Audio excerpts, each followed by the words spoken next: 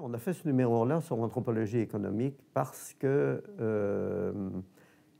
il y avait eu un changement, et un changement majeur dans l'étude dans ce domaine-là depuis à peu près une vingtaine d'années. Traditionnellement, l'anthropologie économique portait sur les sociétés dites traditionnelles, les sociétés tribales, donc comment la production était organisée, les échanges par exemple en Afrique.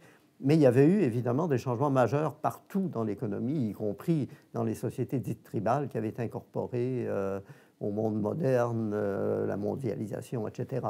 Et on a trouvé que ce serait une bonne idée de faire un numéro là-dessus. Donc, de faire un numéro qui porterait sur les manifestations contemporaines de l'économie. À la fois sur le fonctionnement du système financier, fonctionnement du marché du travail, les transferts d'argent d'ici vers le Mexique, par exemple. Mais aussi, on a inclus un article d'anthropologues extrêmement connus, Jean et John Komaroff, sur l'introduction de la monnaie traditionnelle au 19e siècle en Afrique du Sud, avec les conséquences que ça avait eues. Donc là, c'était plus sur l'impact du colonialisme, mais qui préfigurait un peu l'impact que la mondialisation actuelle aurait sur plusieurs sociétés. Donc, on a réussi à faire un numéro en regroupant ces différents thèmes-là. Mais ce qui était important, c'était de parler de la façon dont l'économie fonctionne maintenant, en particulier à l'extérieur du monde occidental, quoique il y a un article qui porte sur le monde occidental.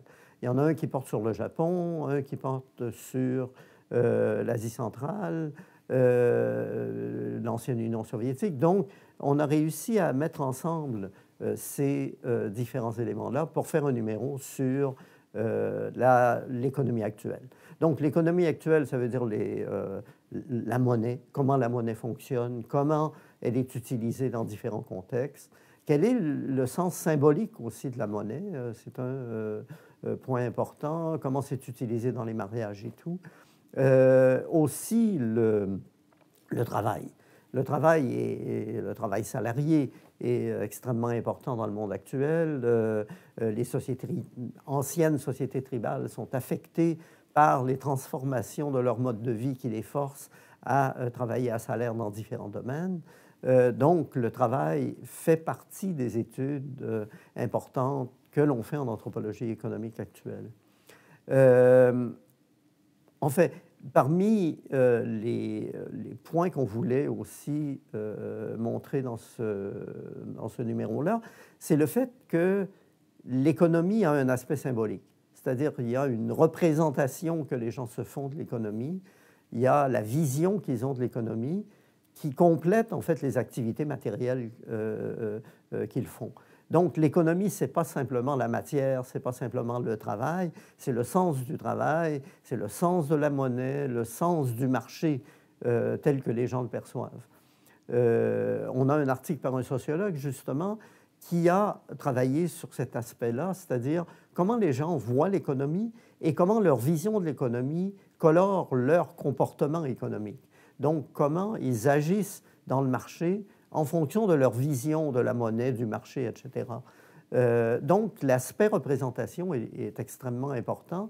Et ça aussi, c'est pas nécessairement quelque chose de nouveau.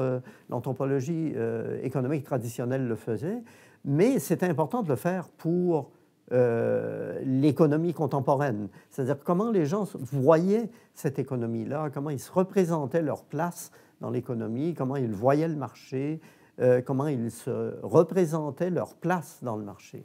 Donc, c'est ça qu'on voulait montrer dans ce numéro-là. Et on l'a fait avec des articles sur plusieurs domaines.